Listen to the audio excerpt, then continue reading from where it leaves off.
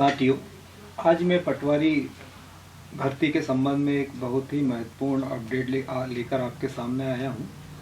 बहुत से लोगों का सवाल आ रहा है कि सर इसमें क्वालिफ़िकेशन क्या है और सीपीसीटी की अनिवार्यता है कि नहीं है, और हम फॉर्म भर सकते कि नहीं, एज क्राइटेरिया क्या है।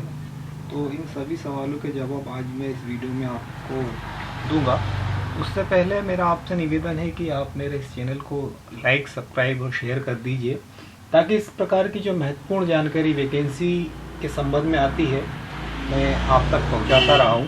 तो एक सबसे बड़ा डाउट है कि लोगों को ये बता दूं कि जो पटवारी के जो नोटिफिकेशन है वो जारी कर दिया गया है, और इसमें थोड़ा सा संशोधन है। इसमें जब आप व्यापम पीईवी की साइट खोलेंगे तो आपको समूह 2, उप समूह 4 सहायक संपरीक्षा, सहायक जनसंपर्क अधिकारी, सहायक नगर निवेशक, राजस्व अधिकारी, सहायक अग्निशामक एवं समकक्ष पदों की भर्ती एवं बैकलॉग भर्ती भूलेख राजस्व विभाग के अंतर्गत पटवारी कार्यपालिका, यानी सीधे उन्होंने पटवारी की अलग वैकेंसी नहीं निकाली। इसमें कई पदों की अलग अलग करके एक संयुक्त परीक्षा का आयोजन पीईवी द्वारा इस बार किया जा रहा है। तो सबसे पहले हम डायरेक्ट देख लेते हैं कि पटवारी के लिए क्या अहिता है। तो देखिए, जैसे ही हम इसका जो रूल बुक है इस पर हमको सीधे 111 नंबर पेज पर जाना पड़ेगा, क्योंकि वहीं पर सीधे पटवारी के बारे में जानकारी दी जा रही है। उससे पहले जो अन्य वैकेंसी हैं उनके बारे में बताया गया है। तो सबसे पहले ये यहाँ पर देखने को मिल जाएगा कि पटवारी चयन परीक्षा 2022 हेतु चयन संबंधी नियम निर्देश। पटवारी के रिक्त पदों पर चयन हेतु इस परीक्षा के लिए निम्न निर्देश लागू हैं। सामान्य यह निर्देश उन समस्त आवेदकों पर लागू होंगे जो भू अभिलेख राजस्व विभाग के पटवारी के पद पर चयन परीक्षा 2022 के लिए आवेदन कर रहे हैं।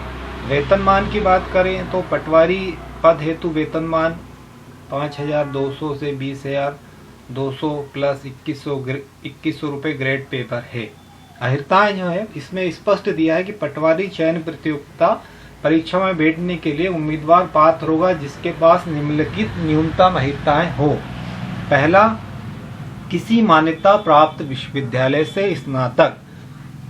इसका मतलब यह है कि आपके पास ग्रेजुएशन जो है आपका कंप्लीट होना चाहिए। और नीचे जो दूसरा नंबर का ऑप्शन दिया है उसमें स्पष्ट कर दिया है कि पटवारी चयन परीक्षा हेतु CPCT score card Hindi typing एवं कंप्यूटर दक्षता सहित उत्तीर्ण होना आवश्यक है। तथापि सीपीसीटी परीक्षा उत्तीर्ण न होने पर चयनित अभ्यर्थी को सीपीसीटी परीक्षा नियुक्ति के पश्चात परिवीक्षाधीन अवधि 3 वर्ष के अंदर उत्तीर्ण करना अनिवार्य होगा, अन्यथा नियुक्ति निरस्त कर दी जाएगी। इसका मतलब ये होता है कि जिन लोगों का सीपीसीटी नहीं है वो लोग भी इस पद के लिए आवेदन कर सकते हैं। उन्हें सिर्फ स्नातक की डिग्री उनके पास होना चाहिए, और जिनके पास सीपीसीटी नहीं है उनको 3 साल के अंदर सीपीसीटी जो है वो की परीक्षा आपको उत्तीर्ण करना होगी। तो ये एक बहुत ही जो एक संशय भरा एक सवाल था कि सीपीसीटी की अनिवार्यता है इसमें। तो मैं आपको बता दूं कि सीपीसीटी की अनिवार्यता नहीं है, परंतु आपको 3 वर्ष के अंदर जब आपका सिलेक्शन होता है तो 3 वर्ष के अंदर आपको सीपीसीटी उत्तीर्ण कर लेना है। एज क्राइटेरिया की बात करें तो इसमें 18 से 40 साल तक की एज है।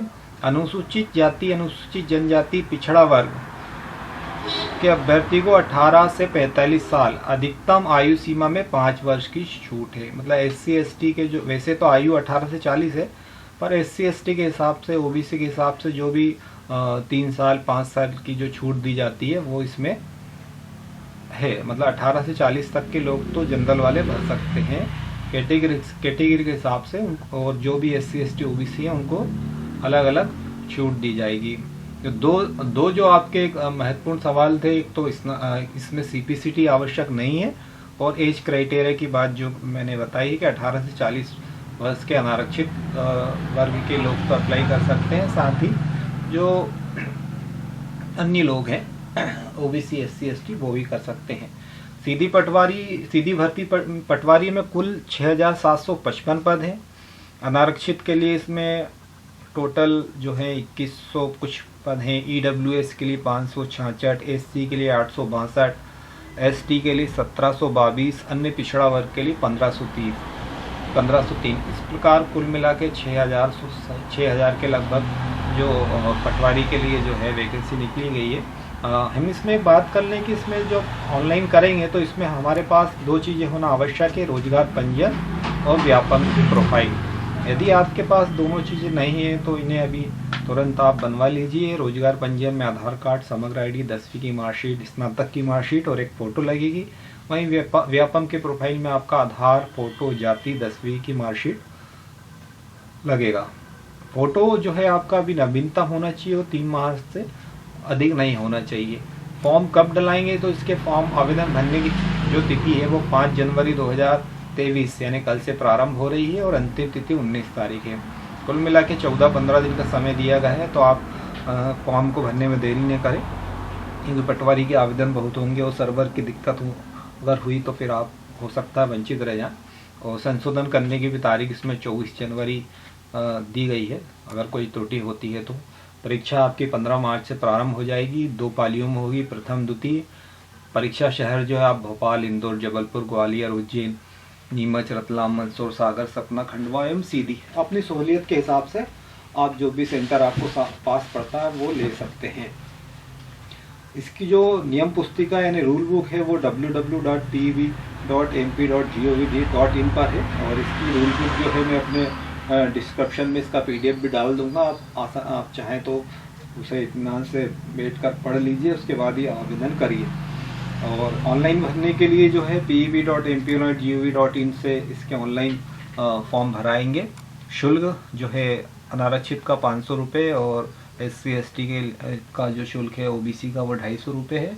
इसके अलावा 60 रुपये अतिरिक्त शुल्क आपको जो कियोस्क का लगता है वो आपको देना पड़ेगा। जनरल के मतलब 560 रुपये और जो SC ST OBC के वो 310 रुपये। तो साथियों, पटवारी की भर्ती के लिए जो एक महत्वपूर्ण चीज़ें जो निकल के आ रही थी, मैंने आपको छोटी छोटी चीज़ें, महत्वपूर्ण चीज़ें हैं वो आपको बता दी है। इसका PDF मैं आपको डिस्क्रिप्शन में डाल दूंगा। आप चाहें तो वहाँ से अपना पूरा PDF देख लीजिए। और जल्द ही मैं एक फॉर्म कैसे भरना है उसका एक फॉर्म भरते हुए एक वीडियो बना दूंगा ताकि आप फॉर्म भरते समय आपको आसानी हो। और मेरा आपसे निवेदन है कि आप मेरे इस चैनल को लाइक सब्सक्राइब कर दीजिए। और पटवारी के संबंध में जो भी नया नोटिफिकेशन है और कुछ जारी होता है, सिलेबस क्या है और परीक्षा में की तैयारी कैसे करें, उसके संबंध में भी अभी जल्द एक वीडियो बनाने वाला हूं। तो साथियों, आज के लिए इतना ही। धन्यवाद। जय हिंद।